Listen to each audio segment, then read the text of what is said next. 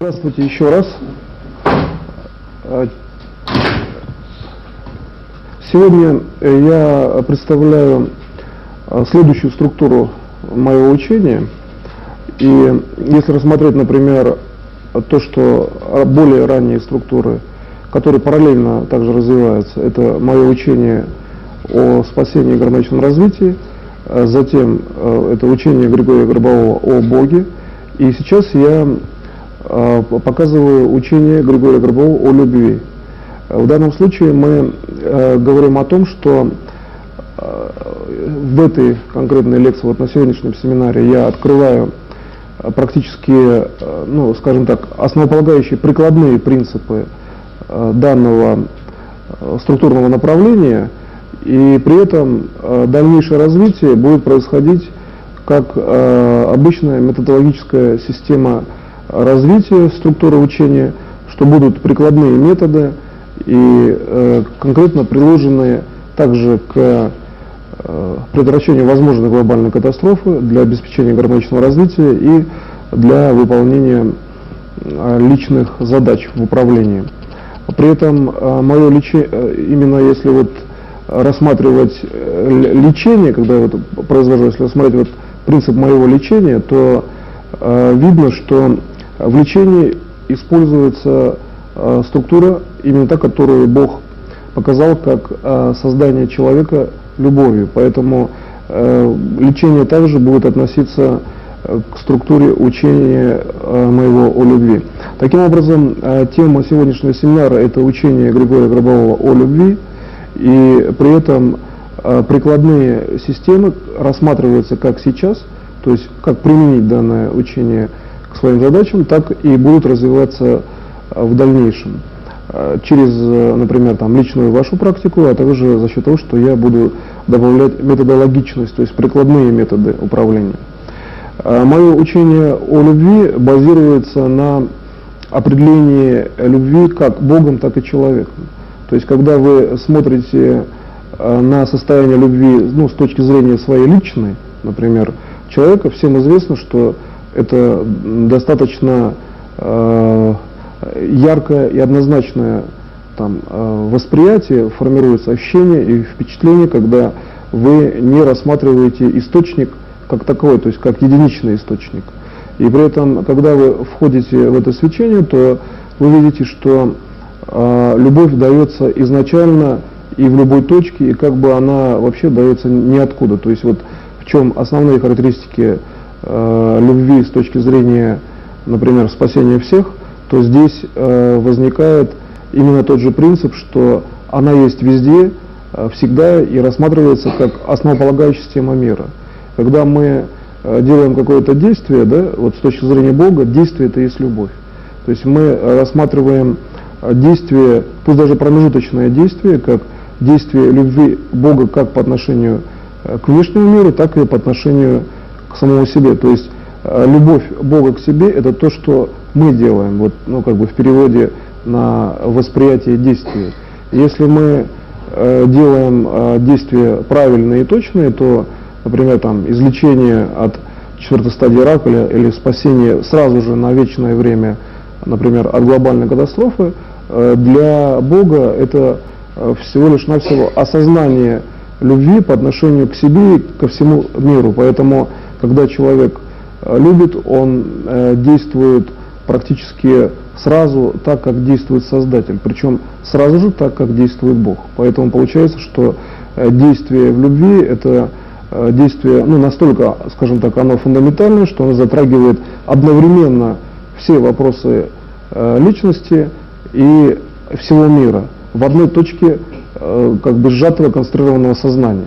Поэтому получается, что для того, чтобы, например, излечить или сделать воскрешение, воскресить, чтобы человек воскрес, это следующий уровень, это уровень самовоскрешения, значит, конечно, при действии Бога, мы можем видеть любовь как то, скажем, проникновенное чувство, идущее от человека, то есть проникающее везде и не имеющее первичного источника. То есть если просто взять, спросить у человека, откуда берется любовь, как правило, здесь такого явного ответа нет. То есть источник не определен. Понятно, что любовь изначально исходит от Бога, но это понятно логически. Поэтому в любви действие человека, то есть отсутствие обозначения конкретного источника, и также сам человек, а также действия Бога в любви, они объединены как система как бы всеобщего действия, как действие из вас, так и действие к вам. Поэтому здесь можно сказать, что физическое тело человека – это и есть любовь Бога по отношению к внешнему миру. То есть тело, которое преобразует мир. Да? И своим действием, то есть Бог действует исключительно любовью, следовательно, человек – это продукт любви, то есть материальное тело человека – это также любовь Бога по отношению к миру.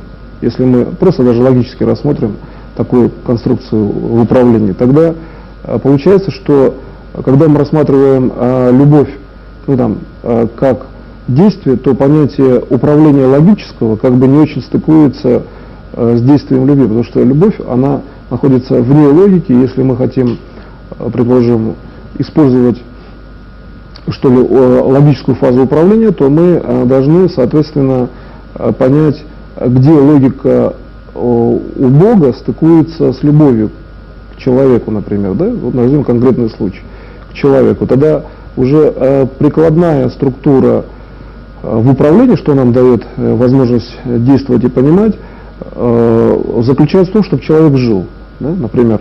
То есть логическая фаза понятна, есть внешняя реальность, есть возможность человека решать свои вопросы, то есть внешняя как бы жизненная структура – это и есть то, что касается как бы обеспечения продукта своей любви, то есть человека для Бога. То для человека получается, что это алогичная, то есть существующая над логикой система. Потому что если задать человеку вопрос, вот, что он сделал, например, сам так, например, как Бог создал человека, Бог создал всю реальность, то в этом плане что сделал человек?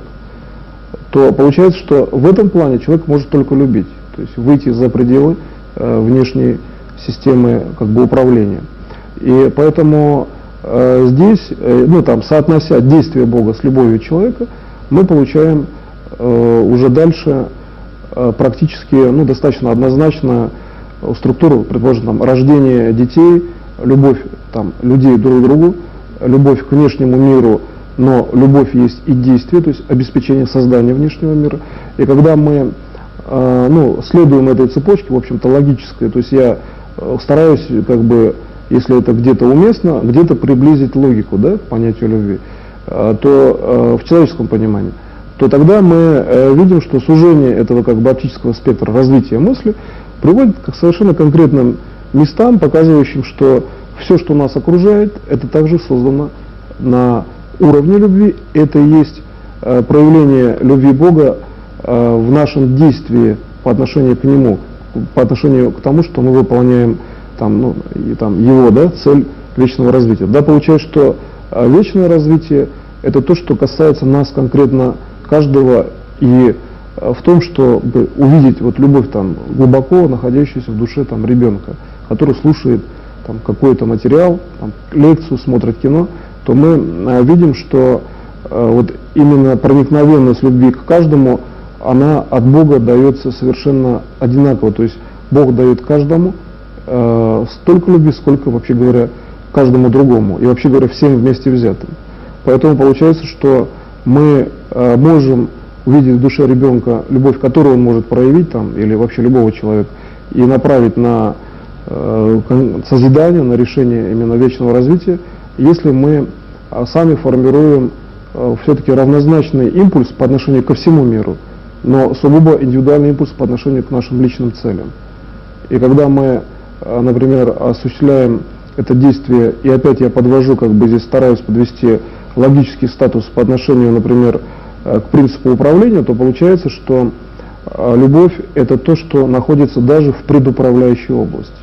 Например, есть область управления, есть область предуправления, предположим, за счет высоких скоростных характеристик мы можем сказать, что мы можем рассмотреть область предуправления.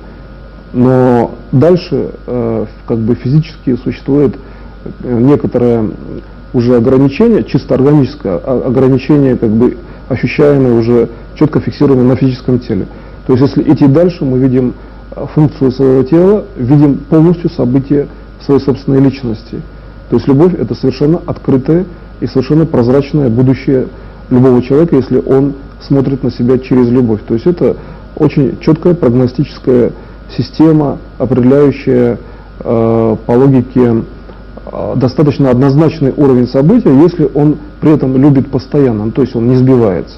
А вот если не сбиваться, то надо любить всех постоянно и при этом совершать все действия в любви.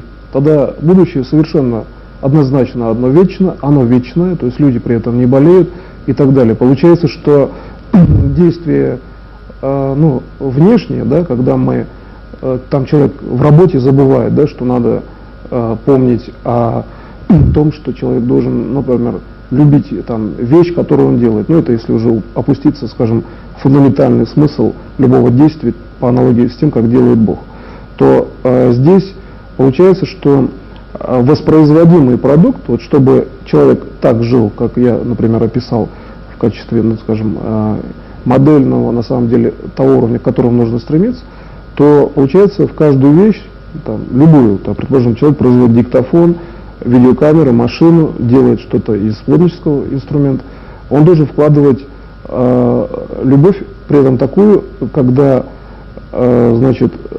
сделанная вещь какая-то или сделанное действие приносит ту же самую цель, что есть цель Бога, то есть вечное развитие.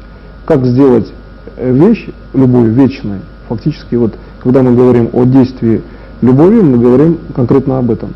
И любовь при этом не имеет двузначных толкований. Если в другой технологии управления, где мы рассматриваем в данном случае как систему управления, это уже логический статус любви, вот я наконец подвел где-то логику, да, то здесь логика как отражение процесса восприятия, то получается, что мы можем сказать, что произведенная некая вещь, плотницкая, пусть это будет, например, какая-то деревянная вещь, она должна существовать вечно в информации, и тогда это будет сделано с любовью, то есть так, как делает Бог, Создатель.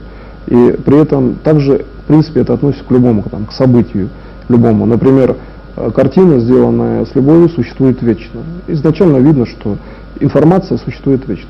В принципе, сделанная вещь, даже из дерева, если она сделана по форме любви, вещи и мира, да, вещи и человек, то она существует вечно. То есть это база, из которой мир прорастает вечно, то есть он там развивается вечно.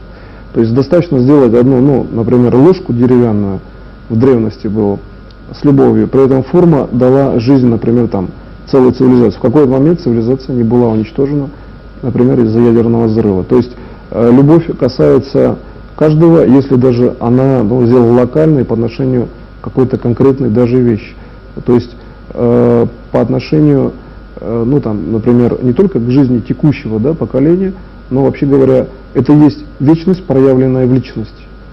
Вот в этой формулировке вечность, проявленная в личности, это есть любовь, действие человека.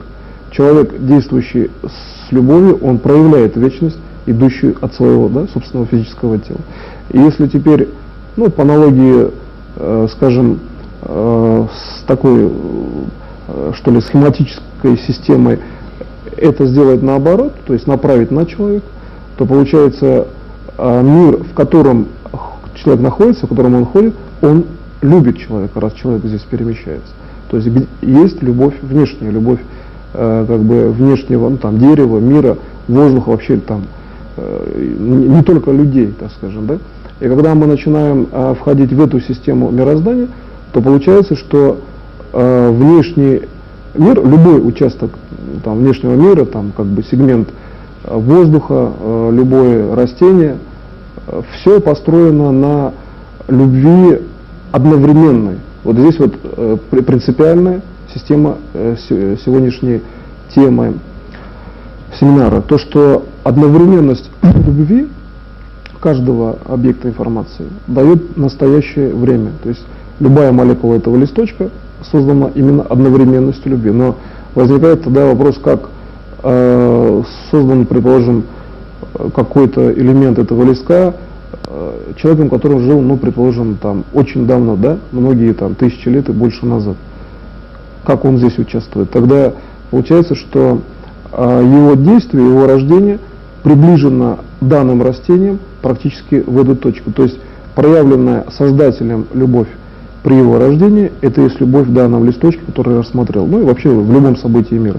То есть для любви известен только один путь вот, в действии любви внешнего мира. Это то, что Бог делает все одновременно и сейчас, то есть мы понимаем работу, то есть действие Бога.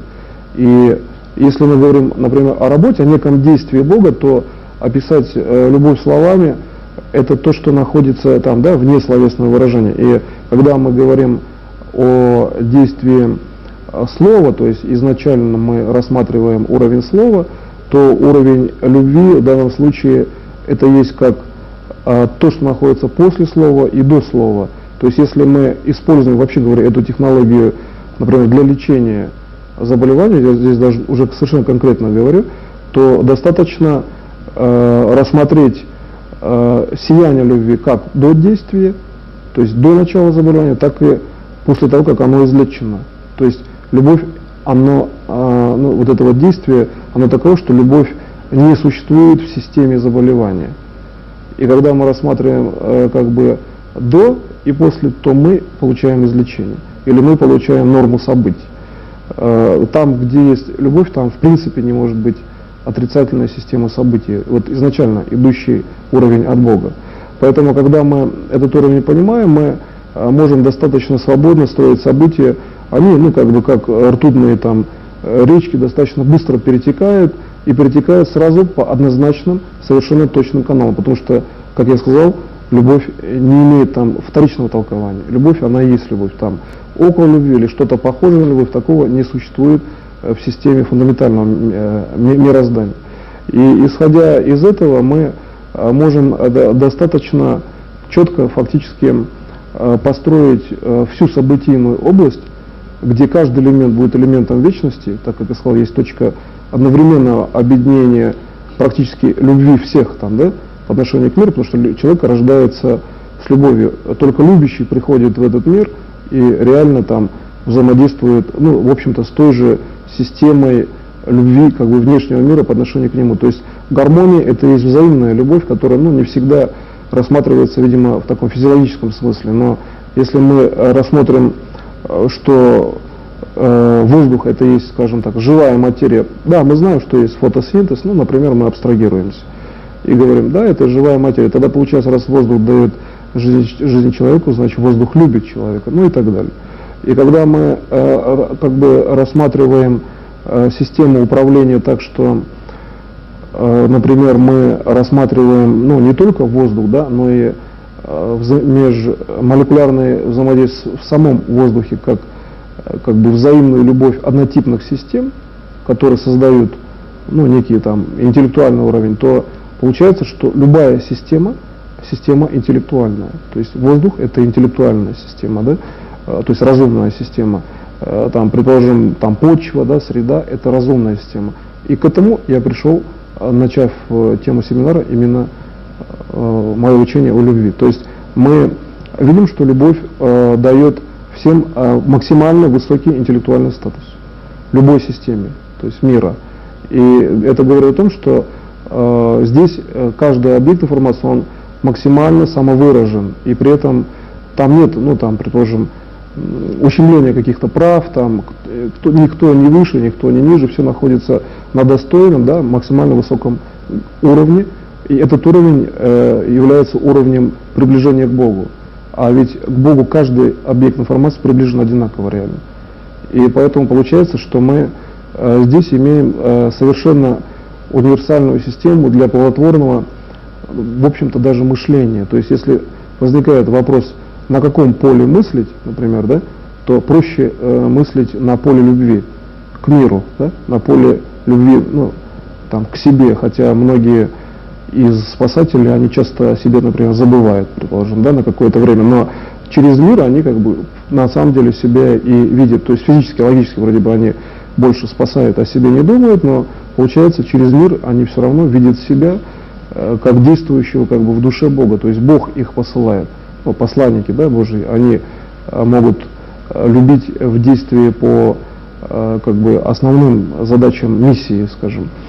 И поэтому здесь получается, что если вы строите свою методологию управления исключительно на любви, то вы получаете сразу же макродоступ и сразу же четкое совершенно следование задачам Бога, то есть единого Бога, Создателя, потому что мы имеем совершенно однозначную и четкую здесь мысль, что мысль, построенная на любви, это есть мысль однозначная, ведущая именно к вечному развитию, к вечному миру и к тому, что вы мыслите одновременно с Богом.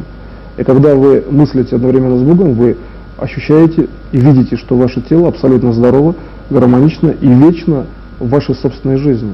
То есть вечность в вашей собственной жизни в данном случае совершенно четко прослеживается вот как бы в синхронности амплитуд мышления, если так перевести где-то на такой вот язык, что ли, более механистичного понимания. Но на самом деле вот органика тела человека — это и есть то, что он воспринимает как фактически во многом рост любви Бога, единого Бога Создателя. То есть вот именно рост определяет, например, там линию судьбы.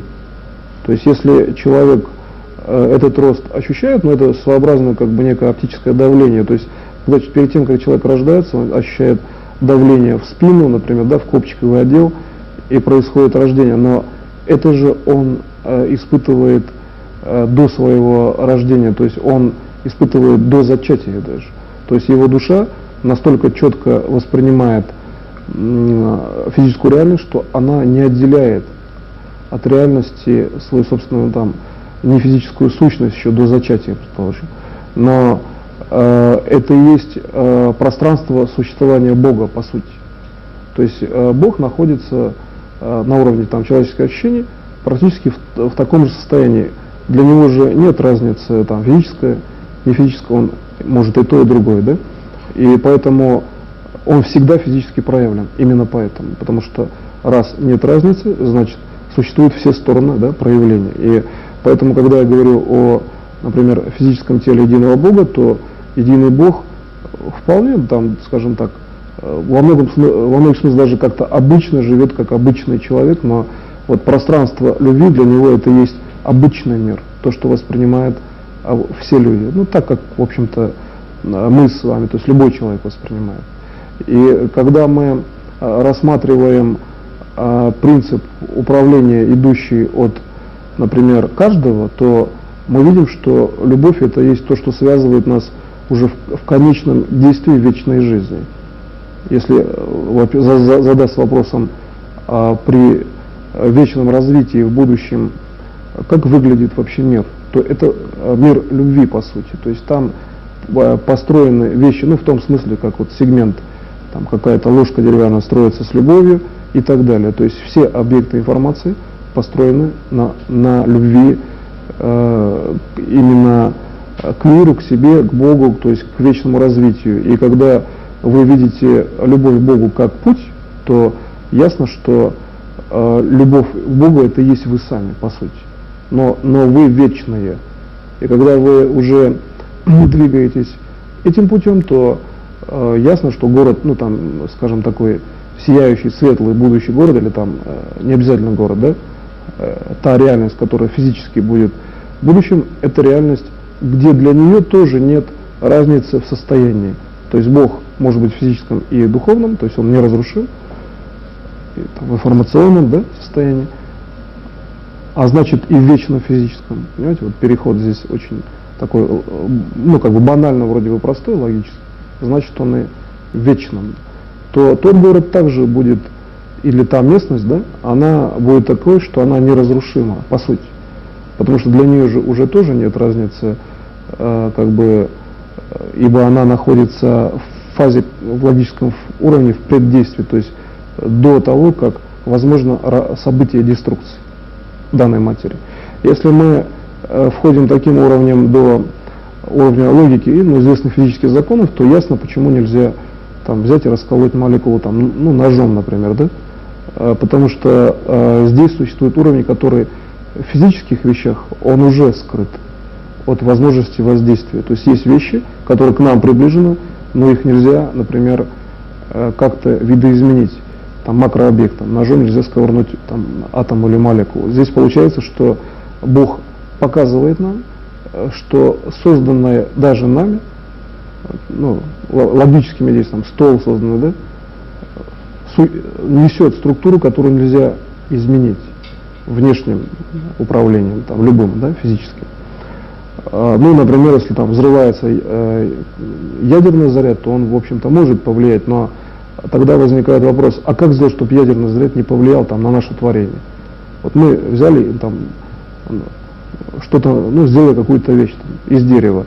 Как сделать так, чтобы ядерный заряд не повлиял? Тогда, получается, мы должны любить, ну, там, настолько сильно, да, чтобы ядерный заряд не смог уничтожить там, наше творение или там, наше событие.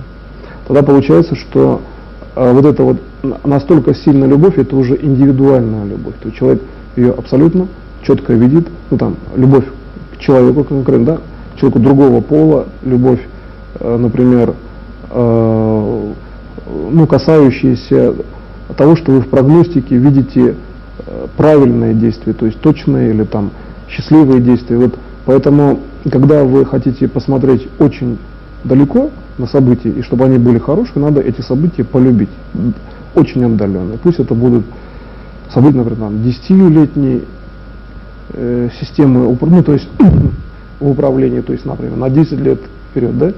Хотя здесь можно, вообще говоря, сказать и 10-летней, например, давности, чтобы восстановить до нормы события будущего, можно полюбить прошлое, например, да? И тогда вы выравниваете, ну, как бы тактический уровень событий. То есть, если вы любите, например, там, на 10 лет назад все свои события, ну, то есть с любовью отнеслись, то на год вперед вы себе сделали норму событий. И так далее. Если вы любите на миллион лет вперед все события, то через где-то уже там несколько тысяч лет вы попадаете в фазу, что вы все равно любите всех. То есть Бог так создал, что чем дальше вы развиваетесь, тем вы больше любите всех. И получается, что вы приходите к своей собственной истине, что даже в логическом понимании вечное тело – это тело любви, то есть тело, которое любит всех, и все любят, да, его. Ну, то есть по-разному, конечно. То есть на уровне обычных понятий любви это не некая там новая форма, это не некий там синтез любви для будущего. Это обычное, то, что известно всегда человеку, но при этом за счет точности развития объекты становятся вечными. То есть любовь переводит жизнь человека в вечную структуру естественно, то человек этого может не замечать. И если, предположим, ну, как бы логически он не может никак это как бы не фиксировать. Поэтому человек, который достигает определенной фазы управления, и с ним не происходит каких-то там моментов, ну, там, предположим, там, физического влияния, это часто достижение, потому что он находится в любви, и он просто это естественно воспринимает. Поэтому как систему управления любовь можно воспринимать как уровень такой, что человек имеет совершенно точный, конкретный механизм как бы следования, да, но некий, скажем, маяк, который находится не в пространстве, не в времени, не во времени, и при этом вы даже можете не соотносить это понятие любви там, с каким-то конкретным действием. Но достаточно видеть любовь и идти в сторону любви, и это будет правильно. И тогда получается, что если, предположим, вы хотите там восстановиться или вам нужно решить какое-то событие, довести до нормы, то это совершенно жесткий критерий, к которому нужно следовать. Тогда вы 100% не ошибетесь, вы будете решать сразу же задачу гармоничного развития, сразу же вечной жизни, и самое главное, вы совершенно точно будете следовать своей собственной личности. Потому что для личности основное это, конечно, любовь. И когда вы идете на уровень, как бы всеобъемлющего управления, то есть у вас стоит там макрозадача, а в рамках ее решения возникают разные ситуации, то вот именно маяк любви, который находится, опять же, как бы вне пространства даже. то есть там вообще нету ни пространства, ни времени, то вы, естественно, уже не потеряетесь. То есть ни понятия пространства, ни понятия времени, ни понятия вообще каких-либо других тогда уже процессов, да, событий, тем более там, уже на вас никак не влияет. И возникает вот этот внутренний покой. То есть покой любви, который приближает вот это, ну, казалось бы, да, как идеальное будущее, а реально оно такое и должно быть, когда любой объект становится вечным. И вы видите, как вечность начинает строить вас. То есть вы видите, как вы строитесь на самом деле на уровне вот этого, ну, как бы потока вечности, который к вам идет. То есть есть точка входа в человека, куда постоянно входит именно вот эта вот вечная своеобразная струя. И когда вы это видите, вы видите, что это и есть любовь. Она входит, например, там в сердце через тело, да, и при этом там от сердца растет все остальное тело. Это идет постоянный процесс построения. Это есть Бог, который вас постоянно создает фактически.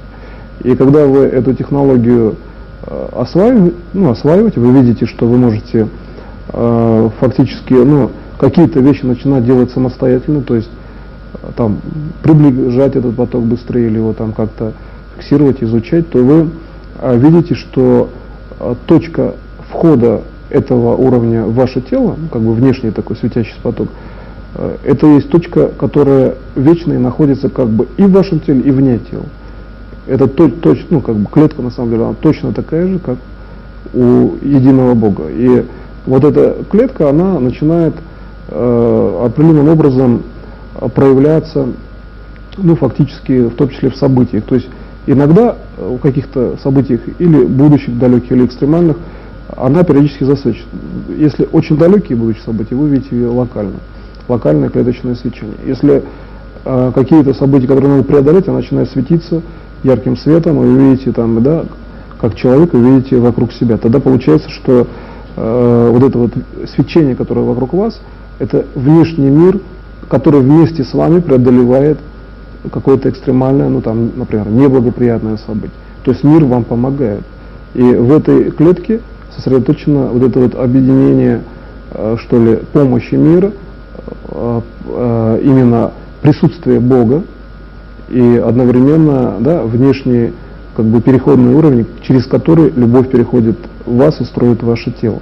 Тогда получается, что когда вы начинаете думать об этой клетке логически, то вы видите, что из нее фактически вырастает сердце, причем таким гармоничным, спокойным путем. Это очень сильный механизм обновления сердца, ну или там коронных сосудов. Также можно из сердца выйти дальше, там, через щитовидную железу и обновлять, например, там, восстанавливать мозг и так далее. То есть достаточно знать только одну точку входа, например, в общем-то, такого, ну, достаточно всем понятного процесса, как внешняя любовь, и тем более, когда это любовь, например, единого Бога.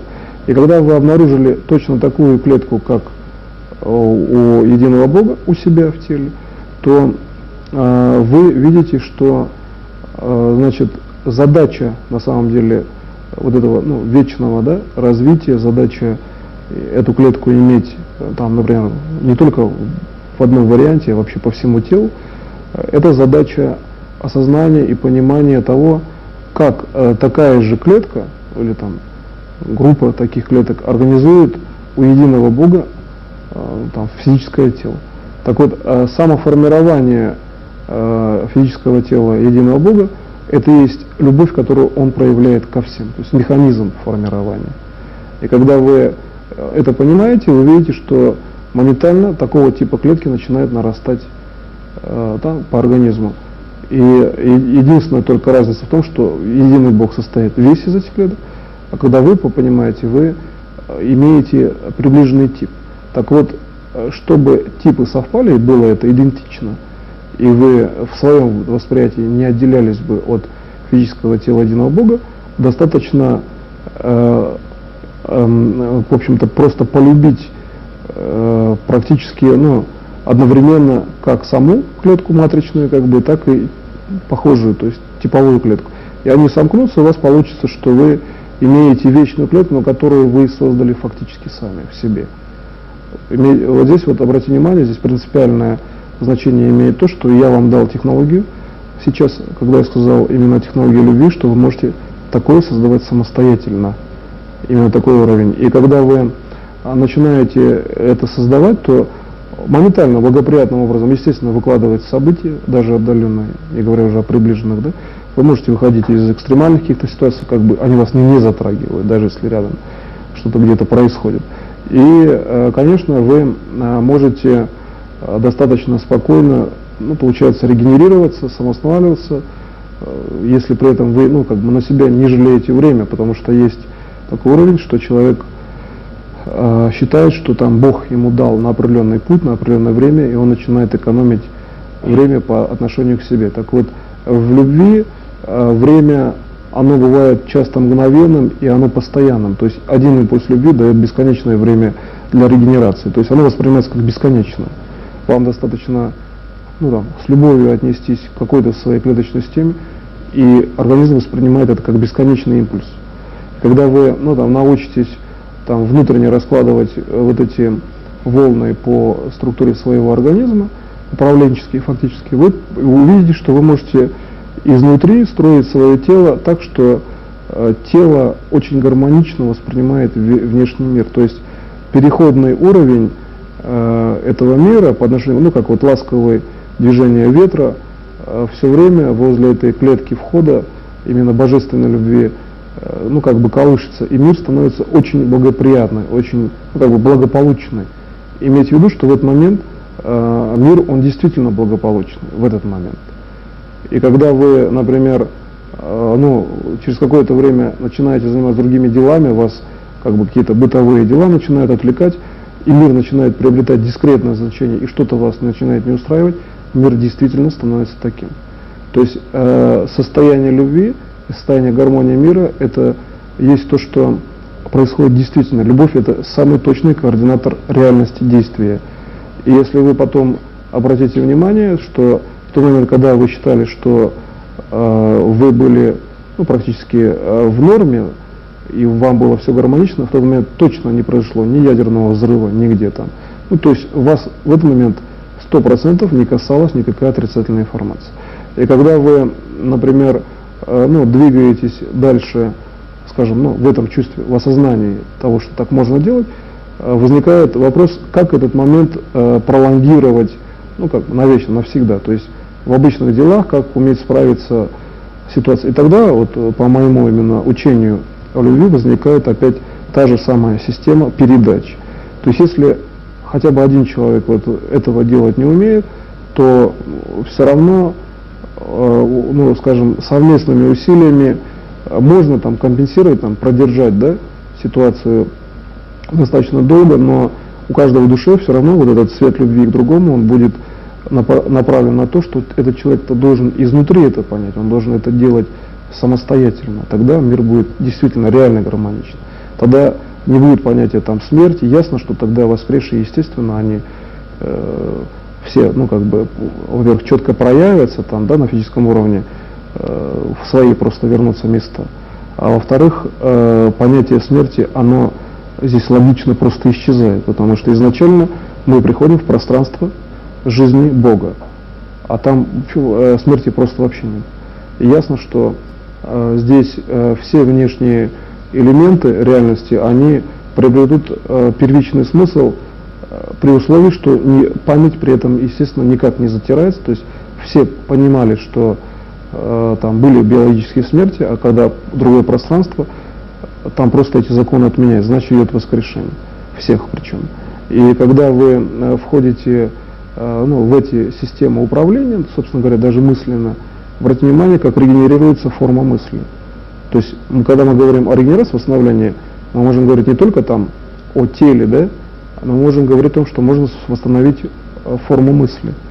И при этом восстановленная мысль, она очень благоприятна. Там, ну, предположим, у человека перестает там болеть голова, он перестает ощущать нагрузку и очень начинает там быстро, продуктивно мыслить. Отсюда идет мощная регенерация тела. То получается, что любовь – это есть средство восстановления души, фактически, да? Ну, как следствие мысли, сознания, а следовательно и тела.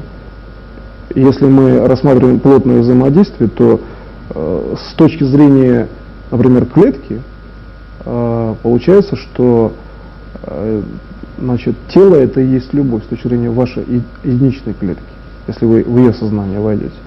И если вы как бы отсюда начинаете двигаться вверх, то для клеток часто тоже может быть не совсем понятно, если где-то существует некое заболевание, почему здесь такие искажения. Клетки, в общем-то, находятся с точки зрения социальных условий тоже примерно в той же системе, так как любовь это некий камертон, универсальная система измерений. Как человек находится в обществе или он живет в макромире, так и клетки в организме примерно так же себе самоощущают. И если вы выравниваете систему внешнюю, то вы восстанавливаете и клетки. И наоборот, восстанавливая себя, восстанавливая клеточный уровень, вы выравниваете внешнюю систему до нормы.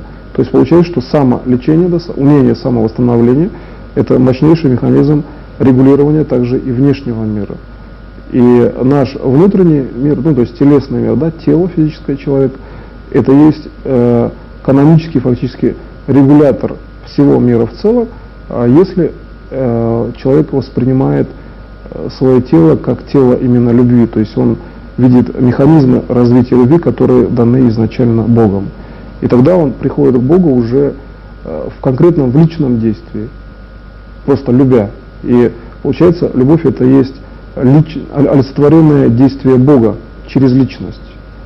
То есть это совершенно прямое, четкое, однозначное выполнение, да, задачи Бога, хотя человек не воспринимает часто это как бы какую-то задачу, а так и есть, ибо человек в этом проявлении, он вообще воспринимает весь мир, тогда получается, что его механизм восприятия приравнен к механизму восприятия Бога. Это есть совершенно полная свобода личности.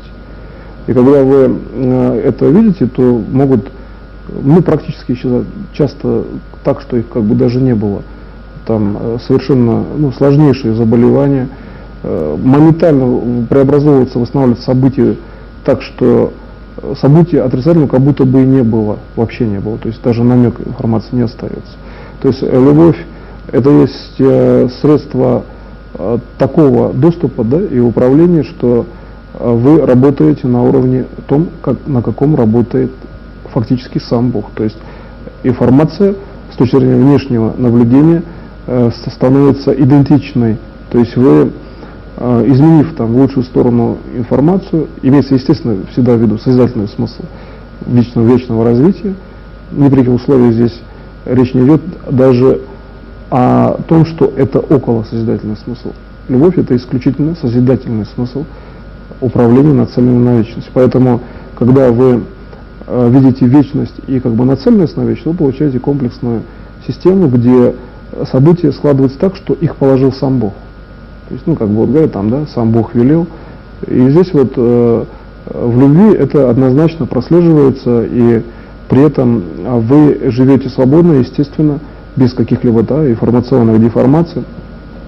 И вы видите систему таким образом, что ли, в своем восприятии, что если вы, например, реагируете на ситуацию, скажем так, в целом комплекса на уровне как бы логики сознания, то душа, любящая душа, это то, что создает сознание в действии. То есть, если, скажем, считать, что существует там дискретный уровень там сознания, может быть чем-то недоволен, душа имеет какие-то другие задачи, то в любви это единая система. И получается, что дух это, как своеобразный носитель любви, это есть оптическое проявление любви по отношению к миру и к Богу. Вот это и есть дух с точки зрения любви. И в оптике вы воспринимаете это так, как вы видите, свое тело на большом удалении. Например, если вы мысленно представили, что вот вы идете очень далеко, там, в каком-то, за много сотен километров, да, за 1000 километров, вот представьте, что свое тело, что вы идете где-то там мысленно. Вы видите, чем дальше, тем ярче свет. Обратите внимание, чем вы себя дальше удаляете, тем ярче концентрированный свет, идущий от сердца и от любви. И когда вы видите, вы начинаете как бы внутренне расслабляться, то вы видите определенный, собственно говоря, спокойный поток расслабления, что с вами все в порядке. Почему? Потому что если вы вдалеке и здесь одновременно, да, то у вас больше свободы. Вот принцип свободы, идущий из души, из духа, он дает то, что вы в любви видите, как Бог, естественно, живет в виде человека. То есть вы начинаете это понимать. И когда вы понимаете на уровне любви, вы видите, что на самом деле вам это тоже делать несложно. Он же вечно и живет, и, в общем-то, на уровне любви это очень понятный и доступный механизм. И когда вы начинаете видеть это действие по отношению, например, к каким-то ближайшим событиям, совершенно там, которые рядом, которые вам, вы делаете их всегда, например, да, обычные события, любые действия любого человека, то самая приближенная часть события в оптике — это и есть самая высокая концентрация любви мира по отношению к вам. То есть если вы делаете, утром все время завтракаете, то наибольшее свечение мира ближе к коже. И здесь вы можете войти в структуру мира и попасть в любую точку мира в управлении. Это на самом деле ближе к яснознанию, видимо, чем к уровню ясновидения это, как такового. Хотя можно войти в эту систему, распаковать события мира и увидеть уже в виде образов. А так вы знаете. И вот это знание, которое идет к вам, да, от внешнего мира, это то, что регулирует фактически норму вашего физического тела. Некая оболочка любви, которая начинается с приближенного к телу сегмента фактически. И когда вы начинаете в данном случае рассуждать, вы обратите внимание, что утром у вас внутренний взор все время падает примерно на одно и то же комфортное место, где-то в районе, например, сердца, перед кожей. Некоторые люди с возраста начинают внутрь входить в управляющий, так же, как и в молодости, то здесь область, она примерно одна. Это область свечения, где дух, душа человека, информация физического тела, Бог и, вообще говоря, все системы мира находятся в том, что человек приближается в действии к ним. То есть приближение в действии — это есть фактически путь любви. То есть, по сути, любовь — это совершенно конкретный маршрут управления физическим телом по отношению к внешним событиям. И в оптике обратите внимание, что очень четко в любви выделяется только душа.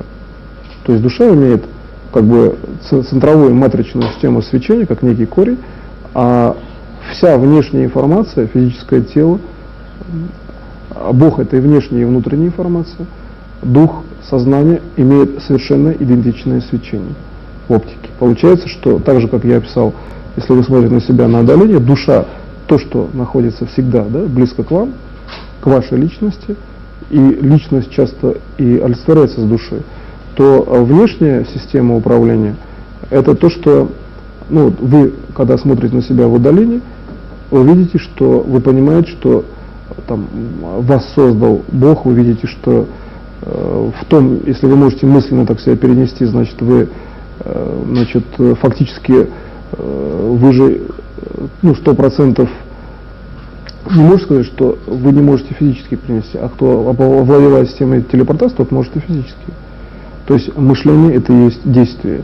Когда вы приходите к этому, то, предположим, в боевых системах восточных, часто телепортационные системы при особом уровне прогресса, они используются как система управления. И когда вы приходите к этому действию, вы видите, что вы попадаете в пространство совершенно в то же самое, где находится физическое тело единого Бога. Это пространство фактически Его любви по отношению к вам, и там вы видите каждый себя уникально в конкретном месте.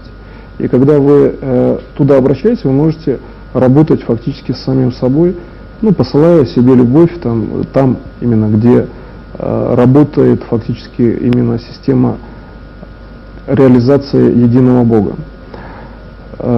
Поэтому в качестве управления, в качестве самостоятельной работы необходимо по теме сегодняшнего семинара сделать такое управление, чтобы это была единая, всеобщая, совершенно личная любовь, любовь к каждому, да, и самое главное, ваша реальная, истинная любовь, которая именно ваша, которую вы знаете.